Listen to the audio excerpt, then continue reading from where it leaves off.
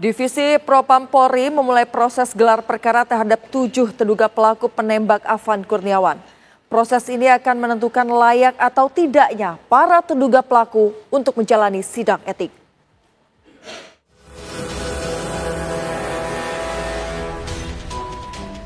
Divisi Propam Polri memulai gelar perkara pukul 9.30 pagi tadi secara tertutup terkait kasus penabrakan Afan Kurniawan yang dilakukan oleh kendaraan taktis atau rantis Brimob Polda Metro Jaya. Gelar perkara dilakukan karena ditemukan adanya dugaan tindak pidana dalam kasus kematian Afan. Komisioner Kompolnas Hoirul Anam mengatakan gelar perkara ini penting untuk mengetahui konstruksi peristiwa dan menjelaskan status etik ketujuh anggota Brimob yang menabrak Afan Kurniawan untuk menjalani sidang etik. Kompolnas juga berharap proses ini bukan hanya berhenti di sidang etik, namun lanjut ke proses pidananya.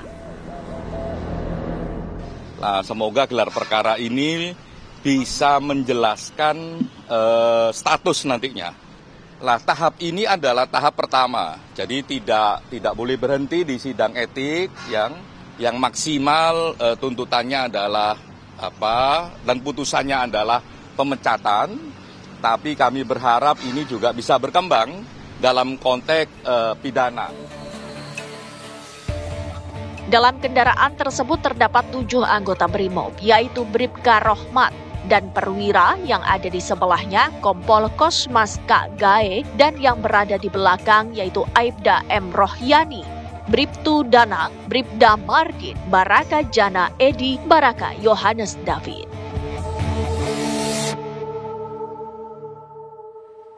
Untuk mengetahui bagaimana jalannya gelar perkara terhadap para terduga pelaku penabrak Afan Kurniawan, kami sudah bersama Rindi Salsabila. Selamat sore Rindi, silakan dengan laporan Anda.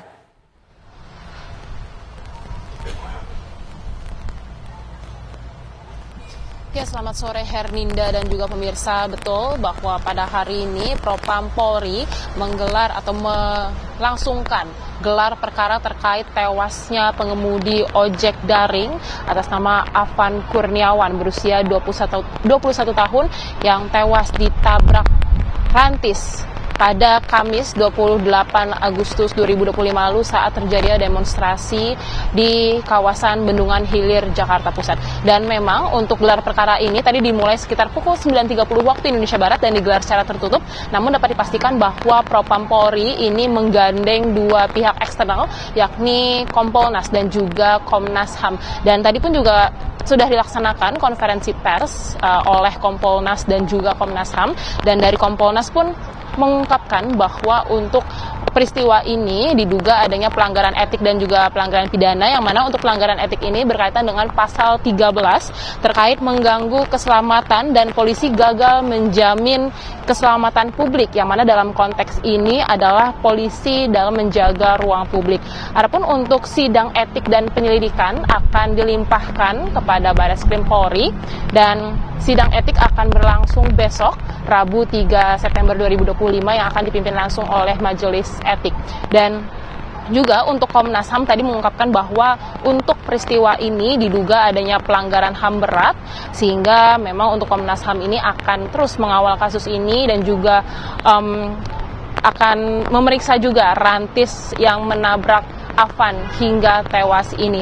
Dan untuk pelanggaran etik ini pun juga setidaknya ada kedua kategori yang diduga, begitu kan, 7 anggota yang untuk pelanggaran etik berat akan dijatuhkan Kompol Kosmas, yang mana duduk di samping kanan pengemudi. Ia pun berpotensi untuk mendapat hukuman berupa pencopotan atau dipecat atau diberhentikan secara tidak hormat, dan juga Bribka Rohmat yang mana supir dari rantis ini, dan ia pun juga akan mendapatkan gitu ya, berpotensi dipecat atau diberhentikan secara tidak hormat. Adapun untuk Kompol Kosmas ini akan menjalani sidang etik pada Rabu 3 September 2025, sementara untuk Rohmat ini akan menjalani sidang pada Kamis 4 September 2025.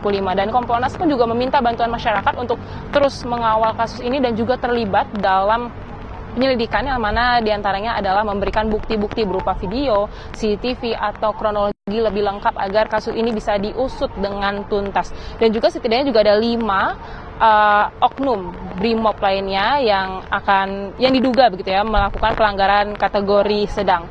Sementara demikian laporan dari kami, kembali ke studio. Terima kasih Rindy Salsabila, selamat melanjutkan tugas Anda kembali.